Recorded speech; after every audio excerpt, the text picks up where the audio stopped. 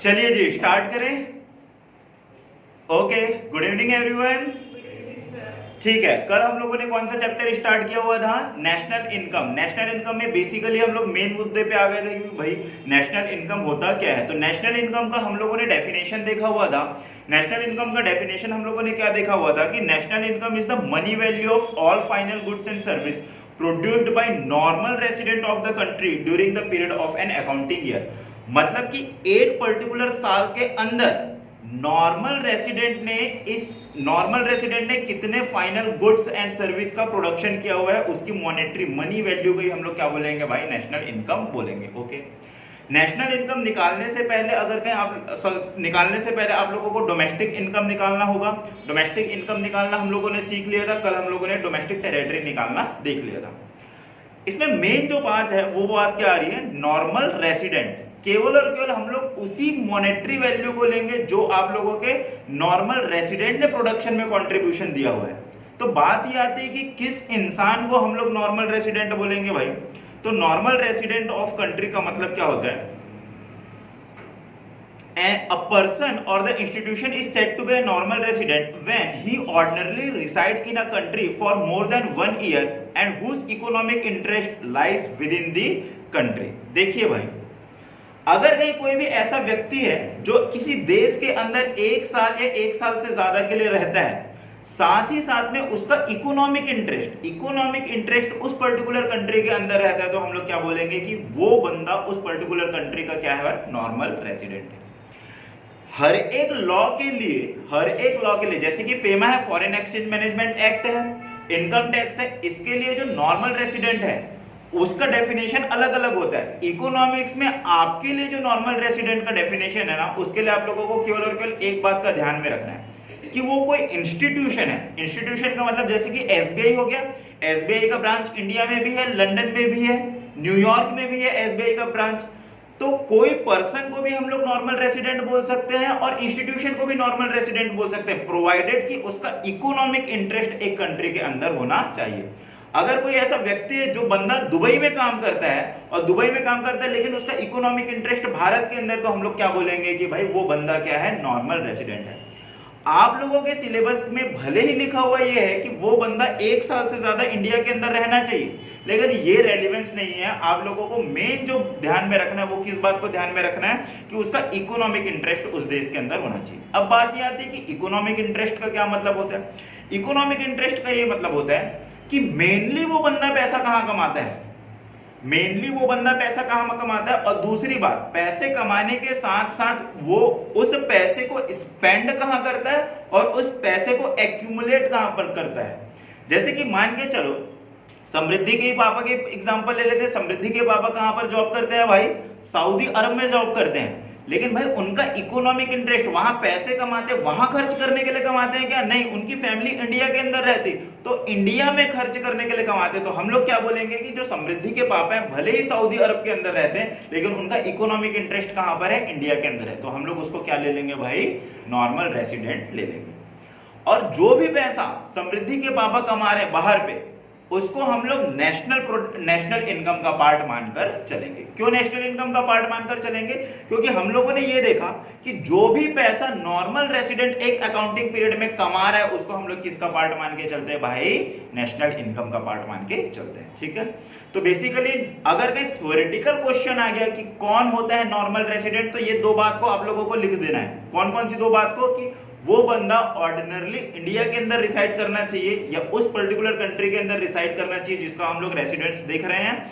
कितने समय के लिए? कम से कम 1 साल के लिए। और दूसरी बात, उसका इकोनॉमिक इंटरेस्ट का मतलब आर्थिक जो इंटरेस्ट है वो कहां पर होना चाहिए? उस कंट्री के अंदर होना चाहिए, जहां पर वो अपने पैसे को खर्च करना चाहता है, जहां पर वो अपने पैसे को सेव करना चाहता है, उस देश के अंदर होना चाहिए। ओके, अब जब हम लोग इकोनॉमिक इंटरेस्ट के बारे में बात करते हैं, तो जैसे कि ये जो मैप दिख रहा है, ये मैप आप लोगों का कौन सा मैप है? इंडिया का मैप है।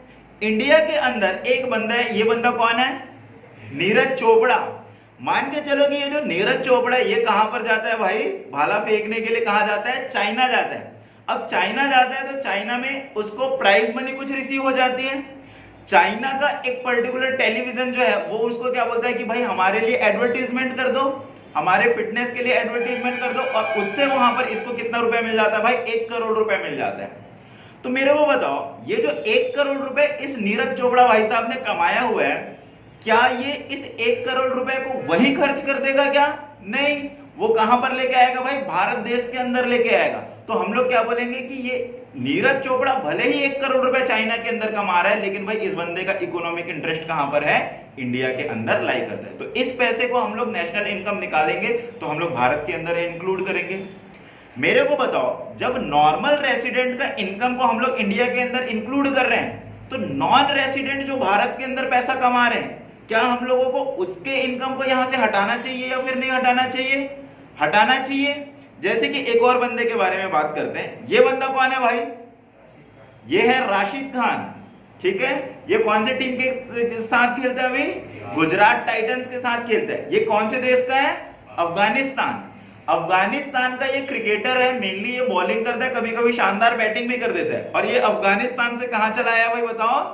इंडिया चला आया। क्यों इंडिया चला आया बताओ? क्रिकेट खेलने, आईपीएल खेलने के लिए इंडिया चला आया, ठीक है। और यहां पर इंडिया में आया तो इंडिया में आईपीएल के लिए शानदार पैसा दिया जाता है। और भाई इसने कुछ एडवर्टीजमेंट भी कर लिए। इसके एडवर्टीजमेंट कर लिए, मान के चलते किंगफिशर के लिए, ऊ ला ला ला ला ए ओ, है ना। ये वाला एडवर्टीजमेंट किसने कर लिया भाई? राशिद भाई ने कर लिया। अब इस राशिद खान को बताओ 20 करोड़ रुपए मिल गया। मेरे को बताओ, क्या ये जो 20 करोड़ रुपए इसकी मेहनत की कमाई है या फिर नहीं है? बिल्कुल मेहनत की कमाई है। इकोनॉमिक्स में जो मेहनत की कमाई होती है हम लोग उसको क्या बोलते हैं? Factor income. तो राशिद खान ने जरूर इंडिया के अंदर फैक्टर इनकम कमाया हुआ है, लेकिन क्या ये जो राशिद खान है इसका इकोनॉमिक इंटरेस्ट भारत के अंदर है क्या? नहीं भाई, ये पैसे को कहां पर लेके जाएगा? अफगानिस्तान लेके जाएगा। तो भाई हम लोग क्या बोलेंगे कि ये भले ही इंडिया के अंदर 20 करोड़ रुपए कमाया हुआ है, लेकिन जब नेशनल इनकम निकालेंगे तो हम लोग इसको हटा देंगे। हटाएंगे ना।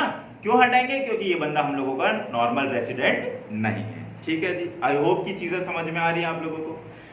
देखिए, और कुछ एग्जांपल देता हूं जो आप लोगों को लगेगा कि हो सकता है कि ये रेसिडेंट हो, लेकिन वो होंगे हम लोगों के क्या? Non resident. इसके एग्जांपल मैं आप लोगों को देता हूं। देखिए, कुछ इंटरनेशनल ऑर्गेनाइजेशन होते हैं। इंटरनेशनल ऑर्गेनाइजेशन जैसे कि हम लोगों के वर्ल्ड हेल्थ ऑर्गेनाइजेशन हो गया, हम लोगों का WHO, वर्ल्ड बैंक और IMF। IMF का फुल फॉर्म क्या होता है? इंटरनेशनल मॉनेटरी फंड करके एक इंस्टीट्यूशन है। G7 वगैरह करके भी इंस्टीट्यूशन होती है, ठीक है। और कौन कौन से इंस्टीट्यूशन होते हैं? कोई बड़े इंस्टीट्यूशन आप लोग बता सकते हो क्या? मैं G7 बताया, और बताओ। तो ऐसे इंस्टीट्यूशन जो होते हैं ना, इसका ब्रांच भी क्या होता है भाई? किसी किसी पर्टिकुलर कंट्री के अंदर रहता है, ठीक है। तो अगर मान लेते हैं, हालांकि WHO का जो हेड ऑफिस है वो इंडिया के अंदर नहीं है, लेकिन मान के चलते हैं कि WHO का एक ब्रांच इंडिया के अंदर काम करता है। दिल्ली के अंदर WHO का एक ब्रांच है। तो मेरे को बताओ, क्या WHO को हम लोग रेसिडेंट बोलेंगे क्या? जो भी इंटरनेशनल ऑर्गेनाइजेशन होते हैं वो किसी भी कंट्री के रेसिडेंट नहीं होते, ठीक है। तो अगर भले ही वो भारत देश के अंदर दिख रहा है, लेकिन हम लोगों को उसको रेसिडेंट के तौर पर काम मानना नहीं है। हेड ऑफिस तो भी नहीं हम लोग मानेंगे। मैं हेड ऑफिस इसलिए नहीं बोला क्योंकि उसका हेड ऑफिस न्यू दिल्ली के अंदर नहीं है, ठीक है। दूसरी बात, अब भाई WHO को मान के चलो कि इंडिया के अंदर एक उसका ब्रांच है न्यू दिल्ली के अंदर। न्यू दिल्ली के अंदर जो ब्रांच है उसके अंदर कुछ लोग काम करने वाले भी होंगे। तो मेरे को बताओ, जो एम्प्लॉय है, मान के चलो कि USA से कोई बंदा आके वहां पर काम कर रहा है, तो क्या मैं उस बंदे को नॉर्मल रेसिडेंट बोलूंगा क्या? नहीं। क्यों नहीं बोलूंगा? क्योंकि भाई उसका इकोनॉमिक इंटरेस्ट कहां पर होगा? यूनाइटेड स्टेट के अंदर होगा। लेकिन अगर कहीं इंडिया का बंदा अगर के WHO के अंदर काम कर रहा है, न्यू दिल्ली के WHO के अंदर काम कर रहा है, तो मैं उसको क्या बोलूंगा कि हाँ भैया ये बंदा नॉर्मल रेसिडेंट है। तीसरी बात, कुछ कुछ जगह ऐसा होता है जहां पर आप लोगों को एक कंट्री से दूसरी कंट्री जाने के लिए आप लोगों को वीजा नहीं लगती। जैसे कि इंडिया से अगर कहीं आप लोग नेपाल जाना चाहते हो तो फिर भाई आप लोगों को कोई वीजा नहीं लगता, आप लोग आसानी से नेपाल जा सकते हो। दूसरा, कनाडा और हम लोगों का जो अमेरिका है वो भी एक पर्टिकुलर जगह से ज्वाइन करता है। और बहुत से ऐसे लोग होते हैं जो कनेडियन लोग होते हैं, अमेरिका में जाके जॉब करते हैं, और कई कई ऐसे लोग होते हैं जो अमेरिका में रहते हैं और कनाडा में जाके जॉब करते हैं। जैसे कि इस पिक्चर के अंदर आप लोगों को दिख रहा है, वो हम लोगों का यहां पर, ठीक है। जो स्क्रीन वाले भाई, मेरा आज पेन टैप नहीं चल रहा तो फिर आप लोगों को नहीं दिखा रहा। यहां पर देखो, ये पर्टिकुलर जो बॉर्डर है, मान के चलो कि एक बंदा जो है एकदम बॉर्डर में रहता है और हर रोज काम करने के लिए कहां जाता है भाई, नेपाल जाता है। या कोई बंदा नेपाल का बंदा है और वो सब्जी करते हुए कहां आता है भाई, इंडिया आता है काम करने के लिए, ठीक है।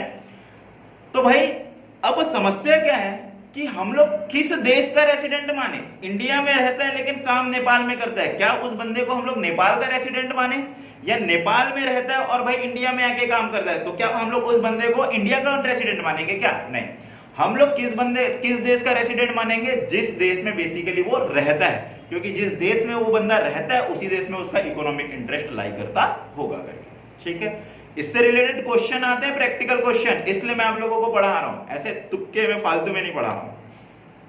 एक और चीज, फॉरेन विजिटर और ट्रेवलर, कई बार क्या होता है कि भाई फॉरेन के से लोग हम लोगों के इंडिया के अंदर आ जाते हैं, कुछ बच्चे पढ़ने के लिए हमारे इंडिया के अंदर आ जाते हैं, कुछ ऐसे लोग होते हैं जो अपना इलाज कराने के लिए इंडिया के अंदर आ जाते हैं, स्पोर्ट्स खेलने के लिए, जैसे कि हमारे राशिद भाई आए थे इंडिया, ठीक है, क्रिस गेल आते हैं हमारे पास इंडिया के अंदर, ठीक है, कल्चरल इवेंट के लिए आते हैं, डांस वगैरह के लिए आ गए, मान के चलो कि शकीरा आ गई यहाँ वही परफॉर्म करने के लिए, ठीक है। तो मैं क्या, वो बंदी जो पैसा कमाएगी शकीरा, क्या उसके पैसे को मैं ये इंडिया के नेशनल इनकम के अंदर लूंगा क्या? नहीं लूंगा। क्यों नहीं लूंगा? क्योंकि भाई उसका इकोनॉमिक इंटरेस्ट इंडिया के अंदर नहीं है, ठीक है।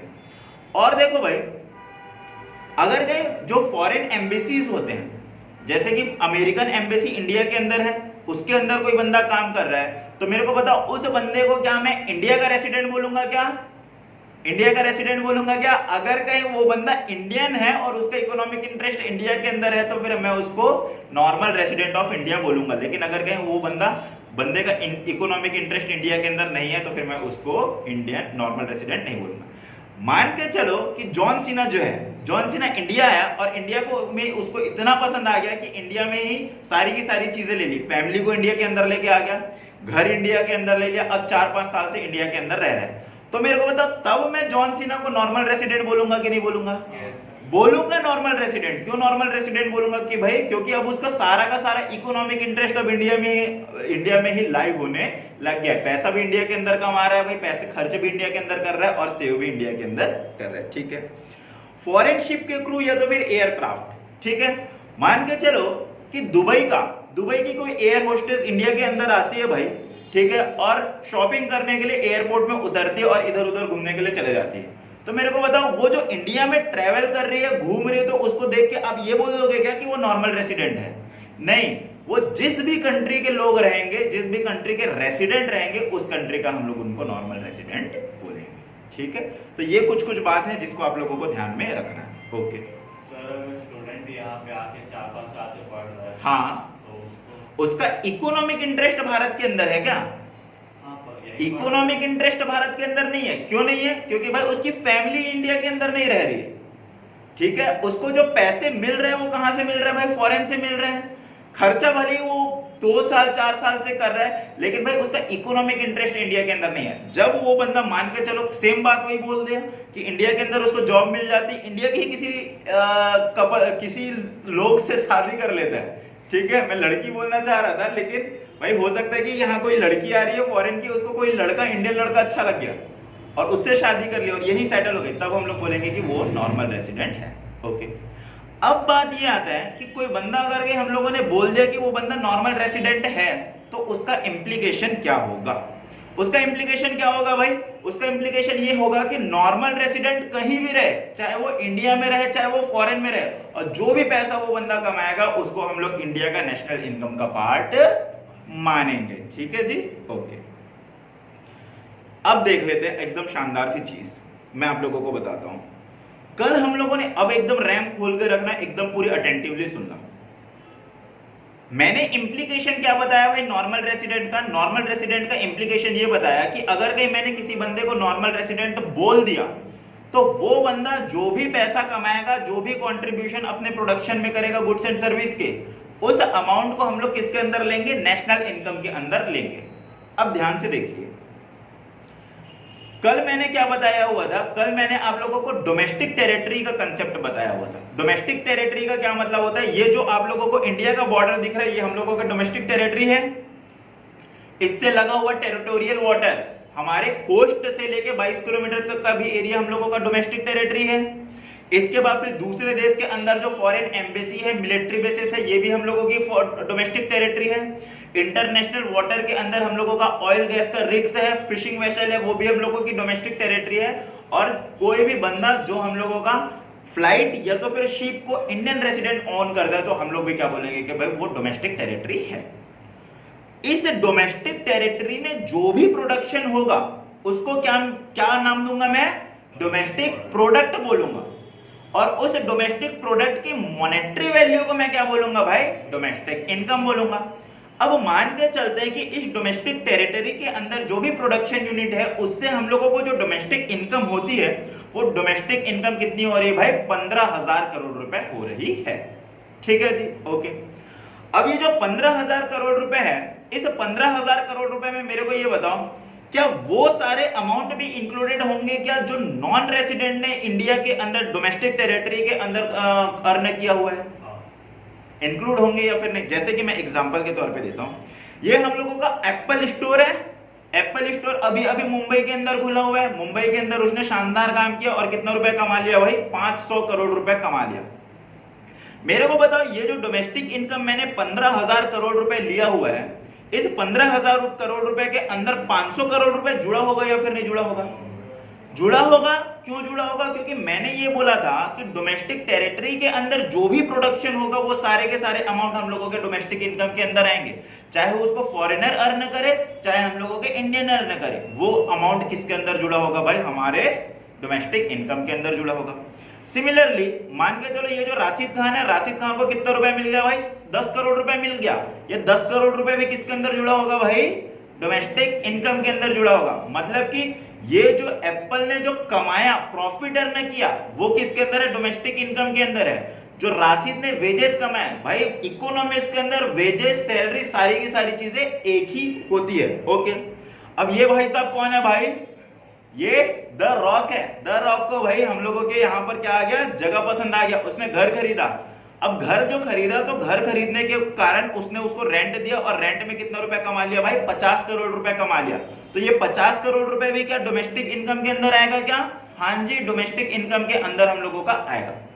लेकिन अगर कहीं आप लोग ध्यान से देखो तो नेशनल इनकम जब हम लोगों को निकालना होगा तो डोमेस्टिक इनकम से ये सारे के सारे तीन लोगों के बारे में जो मैं बात किया, हमारा एप्पल का स्टोर, हमारे राशिद खान और तीसरा हम लोगों का द रॉक, इन लोगों का क्या इकोनॉमिक इंटरेस्ट भारत के अंदर है क्या? नहीं, ये इन लोगों ने जो पैसा कमाया हुआ है इस पैसे को कहां पर लेके चले जाएंगे भाई? इंडिया से बाहर लेके चले जाएंगे। तो जब मैं नेशनल इनकम निकालूंगा तो इस 15,000 करोड़ रुपए में से मेरे को 500 करोड़ रुपए को घटाना पड़ेगा, इस 10 करोड़ रुपए को घटाना पड़ेगा और इस 50 करोड़ रुपए को भी मेरे को क्या करना पड़ेगा भाई? घटाना पड़ेगा। तो देखो भाई, जो नेशनल इनकम जब निकालूंगा तो इस 15,000 करोड़ रुपए में से जो अमाउंट हमारे नॉन रेसिडेंट लोगों ने कमाया हुआ है उसको मैं घटा दूंगा। तो ऐसे में तो हम लोगों का क्या हो जाएगा भाई? नेशनल इनकम कम हो जाएगा। लेकिन घबराने की फिर से बात नहीं है भाई, ठीक है। देखिए ये बंदा कौन है? ये विराट कोहली है। विराट कोहली बाहर गया, फॉरेन, इंडिया से बाहर गया और मैच जीते और शानदार इसका एडवर्टीजमेंट मिला और इसको किसने कितना रुपए कमा लिया भाई? 85 करोड़ रुपए कमा लिया। राशिद ने भले ही 10 करोड़ कमाया, हमारे विराट कोहली ने 85 करोड़ रुपए कमा लिया। तो मेरे को बताओ, ये जो विराट कोहली ने पैसा कमाया हुआ है फॉरेन में जाके, क्या ये वहीं जाके खर्च कर देगा या अनुष्का के लिए लेके आएगा? लेके आएगा भाई। दैट मीन्स ये जो इस बंदे का इकोनॉमिक इंटरेस्ट इंडिया के अंदर है तो उस पैसे को इंडिया के अंदर लेके आएगा। तो हम लोग क्या करेंगे? इसको नेशनल इनकम के अंदर लेकर जाएंगे। ये स्टेट बैंक ऑफ इंडिया का जो बिल्डिंग दिख रहा है ना, ये स्टेट बैंक ऑफ इंडिया का बिल्डिंग बेसिकली न्यूयॉर्क का है, सॉरी न्यूयॉर्क नहीं, लंदन का है। लंदन के अंदर है स्टेट बैंक ऑफ इंडिया का ये पर्टिकुलर ब्रांच। अब वहां इसने ऑपरेशन किया और इसने कितना रुपए कमा लिया भाई? 750 करोड़ रुपए कमा लिया। तो ये भी, इसका भी इकोनॉमिक इंटरेस्ट कहां पर है भाई? इंडिया के अंदर है। तो हम लोग इस 750 रुपए को, 750 करोड़ रुपए को भी किस में जोड़ देंगे भाई? नेशनल इनकम के अंदर जोड़ देंगे। ये क्या है? बुर्ज खलीफा। बुर्ज खलीफा के अंदर एक फ्लैट है जिसको किसने लेके रखा हुआ है? हमारे शाहरुख खान ने लेके रखा हुआ है और उस शाहरुख खान ने उसको रेंट में दे दिया। रेंट अर्न कर रहा है, कितना रुपए अर्न कर रहा है भाई? 125 करोड़ रुपए अर्न कर रहा है। तो देखो, ध्यान से देखो, ये जो भी पैसे, तीन पैसे के बारे में बता रहा हूं मैं, 85 करोड़ रुपए हमारे विराट कोहली ने कमाया, हमारे स्टेट बैंक ऑफ इंडिया ने लंदन ब्रांच में 750 करोड़ रुपए कमाया और शाहरुख खान ने अपने रेंट से कितने रुपए कमा लिया भाई? 125 करोड़ रुपए कमा लिया। भले ही ये डोमेस्टिक टेरिटरी के बाहर कमाया हुआ है, लेकिन इन लोगों ने ये पैसे को इंडिया के अंदर लेके आएंगे तो हम लोग इसको क्या कर देंगे भाई? ऐड कर देंगे। और उसके बाद फिर हम लोगों का नेशनल इनकम जो आएगा वो कैसे आएगा भाई? 15,400 करोड़ रुपए। कैसे आएगा? जो पैसा आप लोग क्या करो, डोमेस्टिक इनकम को ले लो। डोमेस्टिक इनकम का मतलब क्या हुआ? डोमेस्टिक टेरिटरी के अंदर जो भी प्रोडक्शन हुई उसकी मॉनेटरी वैल्यू। इसमें से किस चीज को हटा दो? ऐसे पैसे को हटा दो जो नॉन रेसिडेंट ने कमाया हुआ है, क्योंकि भाई वो पैसे को वो बंदे बाहर लेके चले जाएंगे। और लेकिन इसमें कौन से अमाउंट को जोड़ दो? वो अमाउंट को जोड़ दो जो हमारे नॉन रेसिडेंट ने कमाए हुए हैं और इंडिया के बाहर कमाए हुए हैं, क्योंकि वो इस पैसे को इंडिया के अंदर लेके आएंगे। तो ये इंप्लीकेशन है भाई किस चीज का? नॉर्मल रेसिडेंट का। अगर कोई बंदा नॉर्मल रेसिडेंट है तो उसके इनकम को डोमेस्टिक इनकम में जोड़ दो। कोई बंदा नॉर्मल रेसिडेंट नहीं है और डोमेस्टिक इनकम में उसका अमाउंट जुड़ा हुआ है तो उसको वहां से हटा दो, तब उससे हम लोगों का क्या आ जाएगा? नेशनल इनकम आ जाएगा। ठीक है जी। देखिए, अगर कहीं आप लोगों को नेशनल प्रोडक्ट निकालना होगा, किससे नेशनल प्रोडक्ट निकालना होगा भाई? डोमेस्टिक प्रोडक्ट से नेशनल प्रोडक्ट डोमेस्टिक प्रोडक्ट से नेशनल प्रोडक्ट निकालना होगा तो कैसे करोगे? जो भी हम लोगों के रेसिडेंट है उन्होंने आउटसाइड द डोमेस्टिक टेरिटरी कोई भी पैसा कमाया हुआ है तो उसको क्या कर दोगे? आप लोग जोड़ दोगे। और कोई नॉन रेसिडेंट ने इंडिया के अंदर इकोनॉमिक टेरिटरी में कोई भी कंट्रीब्यूशन किया हुआ है तो फिर उसको क्या कर दोगे? माइनस कर दोगे। तो हम लोगों का क्या आ जाएगा? नेशनल प्रोडक्ट आ जाएगा। और नेशनल प्रोडक्ट की अगर कहीं मॉनेटरी वैल्यू निकाल दोगे तो ये नेशनल इनकम आ जाएगा। ठीक है जी। सिमिलरली नेशनल इनकम को भी मैंने बताया हुआ है। डोमेस्टिक इनकम ले लो, उसमें से आप लोग रेसिडेंट कंट्रीब्यूशन का मतलब क्या हुआ? भारतीय लोग जो बाहर से पैसा कमा के इंडिया के अंदर लेके आएंगे। और नॉन रेसिडेंट कंट्रीब्यूशन का मतलब ऐसे विदेशी लोग जो इंडिया के अंदर पैसे कमा रहे हैं लेकिन उसको बाहर लेके जाएंगे, उसको आप लोगों को क्या करना है? माइनस करना है। ठीक है। कंसेप्चुअली इस चीज को आप लोगों को ध्यान में रखना है। बेसिकली इस चीज का आप लोगों का यूज कहां पर आएगा पता है? इसको हम लोग कन्वर्जन टूल बोलते हैं। कन्वर्जन टूल का मतलब क्या हुआ कि कई बार आप लोगों को क्वेश्चन डोमेस्टिक इनकम दे देगा और आप लोगों को नेशनल इनकम निकालने के लिए पूछ लेगा, या तो फिर आप लोगों को नेशनल इनकम दे देगा और आप लोगों को क्या निकालने के लिए बोल देगा भाई? डोमेस्टिक इनकम निकालने के लिए बोल देगा। ये जो वर्ड हम लोगों ने यूज किया हुआ था, residents contribution to production outside the economic territory, इसका क्या मतलब हुआ? भारतीय लोग जो बाहर में पैसे कमा रहे हैं लेकिन वो इंडिया के अंदर लेके आएंगे। इसको हम लोग एक टर्म देते हैं, टेक्निकल टर्म। उस टेक्निकल टर्म को क्या बोला जाता है भाई? इसको बोला जाता है factor income from abroad. Factor income का मतलब क्या होता है? मेहनत की कमाई। जो भी मेहनत की कमाई हमारे भारतीय लोग बाहर में कर रहे हैं, अब्रॉड का मतलब क्या होता है? विदेश। विदेश में हम लोगों की मेहनत की इनकम जो हमारे रेसिडेंट लोग कर रहे हैं उसको हम लोग क्या बोलेंगे? Factor income from abroad. और दूसरा एक और टर्म हम लोगों ने यूज किया हुआ था, non residents contribution to production inside the economic territory. मतलब भारत की इकोनॉमिक टेरिटरी के अंदर जो पैसे कमा रहे लेकिन विदेशी लोग कमा रहे, तो इसको भी एक टर्म दिया जाएगा। क्या टर्म दिया जाएगा भाई? Factor income to abroad. From क्यों बोला गया भाई? जो पैसा हमारे भारतीय लोगों ने कमाया, क्योंकि उस पैसे को वो लोग इंडिया में लेके आएंगे। तो जो भी पैसा लेके आएंगे, कुछ भी चीज आता है तो हम लोग उसको फ्रॉम बोलते हैं। लेकिन अगर कहीं हम लोगों के पास से कोई पैसा लेके जाएगा तो हम लोग उसको क्या बोलेंगे? टू बोलेंगे। ठीक है जी, ओके। अब ये जो इन दोनों का डिफरेंस है ना, फैक्टर इनकम फ्रॉम अब्रॉड का मतलब पैसा आया, फैक्टर इनकम टू अब्रॉड का मतलब क्या हुआ? पैसा गया। इन दोनों के डिफरेंस को हम लोग क्या बोलते हैं? Net factor income from abroad. ये जो net factor income from abroad है ना, ये आप लोगों को निकालने के लिए आना चाहिए। कई बार इसका डेफिनेशन 1 मार्क्स के लिए आ सकता है। Net factor income from abroad का क्या मतलब होगा भाई? जो फैक्टर इनकम हम लोगों के इंडियन नॉर्मल रेसिडेंट ने आउटसाइड द डोमेस्टिक टेरिटरी कमाया, उसमें से आप लोग माइनस कर दो। किस चीज को माइनस कर दो? जो भी हम लोगों के नॉन रेसिडेंट ने डोमेस्टिक टेरिटरी के अंदर कमाया। देखो क्या लिखा हुआ है, it is the difference between factor income earn by the normal resident of a country from rest of the world and factor income earn by the non resident in the domestic territory of the country. समझ में आ रही है चीजें समझ में आ रही है? हिमांशु जी आपको आ रहा है ना चीजें समझ में? मान के चलो कि भारतीय लोगों ने देश के बाहर से, अब्रॉड में, विदेशों में 1500 करोड़ रुपए कमाया और हमारे देश के अंदर विदेशी लोगों ने 1200 करोड़ रुपए कमाया, तो हम लोग net factor income from abroad कितना बोलेंगे? 300 करोड़ रुपए। ठीक है, जो पैसा हमारे पास आएगा उसमें से आप लोग क्या कर दो भाई? माइनस कर दो। किस चीज को माइनस कर दो? जो पैसा यहां से जाएगा। अब ये जो net factor income from abroad है ना, ये आप लोगों का पॉजिटिव भी आ सकता है और निगेटिव भी आ सकता है। पॉजिटिव कब आएगा जी बताइए तो? जब जितना आया और जितना गया मतलब जो पैसा आया वो ज्यादा है। किससे ज्यादा है भाई?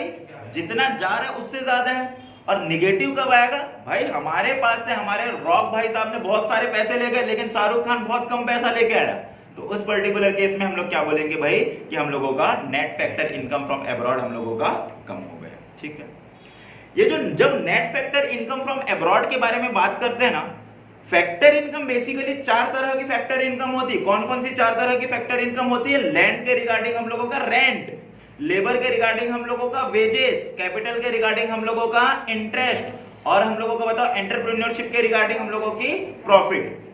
तो जब आप लोग net factor income from abroad निकालते हो ना, तो आप लोगों को सबको अलग अलग निकालना है। सबको अलग अलग निकालने का मतलब, हमारे सिलेबस में net factor income from abroad 3 component से बन रहा है। 3 कंपोनेंट कौन कौन सा होता है हम लोगों का? सबसे पहले को हम लोग बोलेंगे कॉम्पनसेशन ऑफ एम्प्लॉय।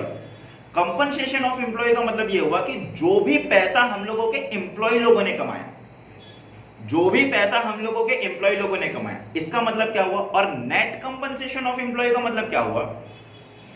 मान के चलो कि जो भी हम लोगों के इंडियन इंजीनियर्स हैं जो दूसरे देश में काम करते हैं, आप लोगों को पता है ना इंडिया के बहुत सारे इंजीनियर जो है भाई दूसरे देश के अंदर काम करते हैं, उन लोगों ने जो पैसा कमाया, मान के चलो उन लोगों ने 800 करोड़ रुपए कमाया, और दूसरे देश के लोगों ने इंडिया के अंदर बहुत सारा पैसा कमाया, लेकिन उन लोगों ने मान लेता है कि भाई बस 200 करोड़ रुपए कमाया। तो जो डिफरेंस आएगा, हम लोगों के इंजीनियर लोगों ने 800 करोड़ कमाया और उनके इंजीनियर लोगों ने 200 करोड़ रुपए कमाया, तो जो डिफरेंस आया 600 करोड़, उसको हम लोग क्या बोलेंगे? Net compensation of employ. समझ में आया चीज आप लोगों को? कंपनसेशन ऑफ एम्प्लॉय का मतलब ये होता है कि जो भी पैसा आप लोग कमा रहे हो, उसी को हम लोग, वो सैलरी हो सकता है, वो वेजेस हो सकता है, वो बोनस हो सकता है, जो भी पैसा आप लोग कमाओगे एज अ एम्प्लॉयमेंट, उसको हम लोग क्या बोलेंगे? Compensation of employ. ठीक है, और नेट का मतलब क्या हुआ? जो पैसा वहां से आया एम्प्लॉयमेंट के फॉर्म में और जो पैसा गया, इसका डिफरेंस। दूसरा कंपोनेंट जो होगा हम लोगों का नेट फैक्टर इनकम का, वो होगा net income from property and the entrepreneurship. मतलब कि भारत के ऐसे लोग जिन्होंने विदेश के अंदर अपनी प्रॉपर्टी खरीद के रखी हुई है, तो उससे हम लोगों को रेंट आएगा। भाई रेंट आएगा तो कुछ रेंट हम लोगों को देना भी पड़ेगा। किनको रेंट देना पड़ेगा? कुछ विदेशी लोग जो इंडिया के अंदर प्रॉपर्टी खरीद के रखे हुए हैं, उनको हम लोगों को रेंट देना भी पड़ेगा।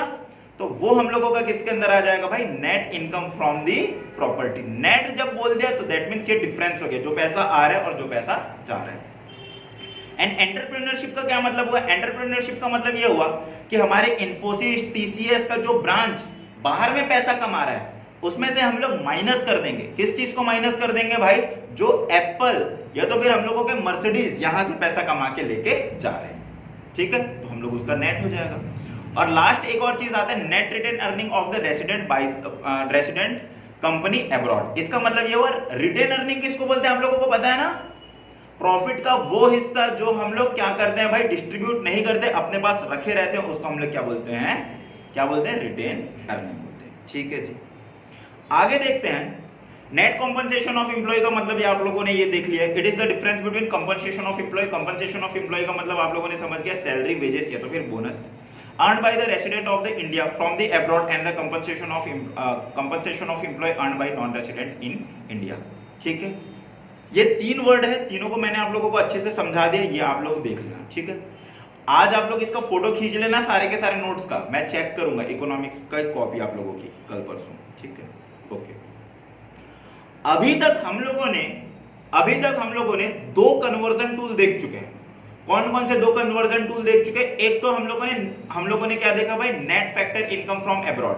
Net factor income from abroad कैसे निकलता है भाई? Net factor income from abroad हम लोगों का निकलता है फैक्टर इनकम फ्रॉम अब्रॉड और माइनस कर दोगे फैक्टर इनकम टू अब्रॉड। इसका यूज कहां पर होगा हम लोगों को पता है? जब आप लोगों को नेशनल से डोमेस्टिक जाना है या डोमेस्टिक से नेशनल जाना है। अगर कहीं आप लोग नेशनल से डोमेस्टिक जाते हो, मतलब कि नेशनल पता है, डोमेस्टिक निकालना है, तो उसके लिए आप लोगों को क्या करना पड़ेगा, ये चीज मैं अभी नहीं बताता, ये चीज आगे आके पता चलेगी, ठीक है। और दूसरा एक और कन्वर्जन टूल हम लोगों ने देखा है, वो हम लोगों ने क्या देखा है, डेप्रिसिएशन। डेप्रिसिएशन कैसे निकलता है भाई बताओ तो, डेप्रिसिएशन कैसे निकलता है, ग्रॉस में से अगर कहीं आप लोग नेट को घटा देते हो तो आप लोगों का डेप्रिसिएशन निकल जाता है, ठीक है। तो ये दूसरा कन्वर्जन टूल है। एक तीसरा कन्वर्जन टूल हम लोगों को और देखना है, जिसको हम लोग बोलते हैं फैक्टर कॉस्ट और मार्केट प्राइस। क्या होता है जी फैक्टर कॉस्ट और मार्केट प्राइस, देखिए बेसिकली जब हम लोग नेशनल इनकम के बारे में बात करते हैं तो नेशनल इनकम बेसिकली है क्या भाई, कौन बता सकता है इसका डेफिनेशन। नेशनल इनकम क्या है, नेशनल इनकम मॉनेटरी वैल्यू है, किसकी मॉनेटरी वैल्यू है, गुड्स एंड सर्विस की, जो इंडिया के अंदर नहीं, जो नॉर्मल रेसिडेंट ने एक अकाउंटिंग पीरियड में प्रोड्यूस किया हुआ है। अब ये जो गुड्स एंड सर्विस आप लोगों ने जो प्रोड्यूस किए हुए हैं ना, गुड्स और सर्विस, इसको दो तरीके से मेजर कर सकते हैं। इसकी मनी वैल्यू दो तरीके से आ सकती है। कौन से दो तरीके से आ सकती है, एक तो आ सकती है फैक्टर कॉस्ट की तरह से, और दूसरी आ सकती है आप लोगों की मार्केट प्राइस की तरह से। फैक्टर कॉस्ट का क्या मतलब होता है, फैक्टर कॉस्ट का मतलब होता है, मान के चलो कि मैं एक मोबाइल बनाता हूं, या मान के चलो कि भाई मैं टोयोटा का मालिक हूं और मैं क्या बनाता हूं भाई, फॉर्च्यूनर बनाता हूं। तो फॉर्च्यूनर बनाने के लिए फॉर्च्यूनर को मैं दो तरीके से वैल्यू करूंगा, एक तो फॉर्च्यूनर को की फैक्टर कॉस्ट और एक तो फॉर्च्यूनर की मार्केट प्राइस। फैक्टर कॉस्ट का क्या मतलब हुआ, फॉर्च्यूनर को बनने में कितने रॉ मटेरियल लग गए, फॉर्च्यूनर को बनने में मेरे को कितनी सैलरी देने पड़ गई, फॉर्च्यूनर को बनने में क्या मुझे कोई इंटरेस्ट देना पड़ा, क्या फॉर्च्यूनर को बनने में क्या मुझे कोई एक एरिया लेना पड़ा जिसके लिए मेरे को रेंट देना पड़ा, क्या मतलब कि जो भी मेहनत की कमाई है वो सारी की सारी चीज मान के चलता हूं कि उतनी सारी की सारी अमाउंट को ऐड करने के बाद कितना आता है भाई, 20 लाख रुपए मेरे खर्च हो गए किसके लिए, फॉर्च्यूनर को बनाने के लिए। अब क्या मैं 20 लाख रुपए में बेच दूंगा क्या फॉर्च्यूनर को, नहीं भाई, मैं कुछ पैसा भी तो कमाऊंगा। वो मैंने पैसा कितना ऐड कर दिया भाई, 28 लाख रुपए मैंने ऐड कर दिया, सॉरी 28 लाख नहीं, 8 लाख रुपए मैंने ऐड कर दिया। तो अब मैं चाहता हूं कि फॉर्च्यूनर को 28 लाख रुपए में बेचूं, लेकिन जब मैं इंडिया के अंदर लेके आता हूं और मैं बोलता हूं कि भाई फॉर्च्यूनर ले लो 28 लाख रुपए में, तो गवर्नमेंट आ जाएगी, बोलेगी रुको, और क्या बोलेगी कि भाई ये जो फॉर्च्यूनर आप बेचना चाहते हो इसमें मेरे को पैसे चाहिए, कमीशन चाहिए, कट चाहिए, और वो कमीशन को हम लोग क्या बोलेंगे भाई, इनडायरेक्ट टैक्स। तो बेसिकली जिस अमाउंट पे आप लोग, मैं तो बेचना 28 लाख रुपए में चाह रहा हूं, लेकिन गवर्नमेंट क्या बोल रही है कि भाई इसमें से मेरे को 22 लाख रुपए क्या दे दो भाई, टैक्स दे दो। और ये सच है, फॉर्च्यूनर में लगभग 18 से 20 लाख रुपए का टैक्स लग जाता है, तब जाके वो 50 लाख रुपए की होती है, ठीक है। तो जो भी टैक्स आएगा हम लोग उसको क्या बोलेंगे भाई, जब आप लोग फैक्टर कॉस्ट में इस टैक्स को जोड़ दोगे तब आप लोगों का क्या आ जाएगा, मार्केट प्राइस आ जाएगा, ठीक है। तो दो टर्म को आप लोगों को ध्यान में रखना है। फैक्टर कॉस्ट का क्या मतलब होता है, factor cost refer to all factor payment made by the production unit to the factor of production. आपने लैंड यूज किया, लेबर यूज किया, कैपिटल यूज किया, एंटरप्रेन्योरशिप यूज किया। एंटरप्रेन्योरशिप जो यूज किया भाई, मैंने मेहनत किया हुआ है तो मेरा अधिकार है उसमें से प्रॉफिट लेना। प्रॉफिट लेके भाई, प्रॉफिट लेके मैं किसी के ऊपर एहसान नहीं कर रहा हूं और कोई बंदा मेरे को रोक नहीं सकता प्रॉफिट लेने में। प्रॉफिट लेना मेरा अधिकार है, मैंने इतना मेहनत किया हुआ हूं, तो भाई उसका मैं उसको कॉस्ट ही मान के चलूंगा कि उस फॉर्च्यूनर बनने का कॉस्ट ही में मेरा प्रॉफिट इंक्लूड होगा, ठीक है। It is called the factor cost because it is the cost of the producer form. ये कॉस्ट उसको लगता है भाई प्रोड्यूसर फर्म को, ये प्रॉफिट भी कॉस्ट ही है हम लोगों का, जो किस फॉर्म में होता है, रेंट, वेजेस, इंटरेस्ट और प्रॉफिट के फॉर्म में होता है, ओके। लेकिन जब आप लोग इस सामान को मार्केट के अंदर बेचने के लिए जाओगे तो गवर्नमेंट आप लोगों को क्या भी मांग लेगी भाई, टैक्स भी मांग लेगी। और उस टैक्स को हम लोग यहाँ पर जब आप लोगों को मार्केट प्राइस निकालना होगा तो केवल और केवल टैक्स नहीं लिखेंगे, हम लोग नेट इनडायरेक्ट टैक्स लिखेंगे। अब नेट का क्या मतलब हुआ, नेट इनडायरेक्ट टैक्स किसको बोलते हैं आप लोगों को पता है, जो गवर्नमेंट को आप लोगों को डायरेक्टली नहीं देना पड़ता। जैसे कि आप लोग मोबाइल खरीदते हो तो मोबाइल के साथ साथ आप लोग जीएसटी भी पे करते हो, लेकिन ये जीएसटी आप पे नहीं करते, दुकानदार आपके बिहाफ पे गवर्नमेंट को पे करता है, इसलिए हम लोग इसको इनडायरेक्ट टैक्स बोलते हैं। लेकिन नेट इनडायरेक्ट टैक्स का क्या मतलब हुआ, नेट इनडायरेक्ट टैक्स का मतलब ये हुआ कि जैसे कि मान के चलो कि मैं प्रोड्यूसर हूं तो मैं टैक्स तो दे ही रहा हूं, लेकिन कई बार ये होगा कि मैं कुछ अच्छा काम करता हूं तो गवर्नमेंट मेरे को सब्सिडी भी दे सकती है। तो जो मैं टैक्स दूंगा उसमें से मेरे को क्या भी घटाना पड़ेगा भाई, सब्सिडी को भी घटाना पड़ेगा। मान के चलो कि मैं 1 लाख रुपए टैक्स देता हूं और गवर्नमेंट मेरे को 20,000 रुपए सब्सिडी देती है, तो बेसिकली मैं अपने लिए मार्केट प्राइस कितना निकालूंगा भाई, जो भी मेरा फैक्टर कॉस्ट आएगा उसमें मैं 80,000 रुपए को छोड़ूंगा। ठीक है, तो net indirect tax is equal to क्या होता है हम लोगों का, इनडायरेक्ट टैक्स। उस इनडायरेक्ट टैक्स में आप लोग क्या घटा दोगे भाई, हम लोगों का क्या घटा दोगे, सब्सिडी घटा दोगे, तो आप लोगों का क्या आ जाएगा, net indirect tax. Market price निकालने के लिए आप लोगों को क्या करना पड़ेगा, फैक्टर कॉस्ट। फैक्टर कॉस्ट में आप लोगों को नेट इनडायरेक्ट टैक्स जोड़ देना है, और नेट इनडायरेक्ट टैक्स निकालने के लिए आप लोगों को क्या करना पड़ेगा, इनडायरेक्ट टैक्स में से सब्सिडी घटा देना पड़ेगा। तो आज मेरे को यहीं तक इतना ही मेरे को डिस्कशन आप लोगों के साथ करना था, तो आज के लिए बस इतना ही। आप लोगों से मिलेंगे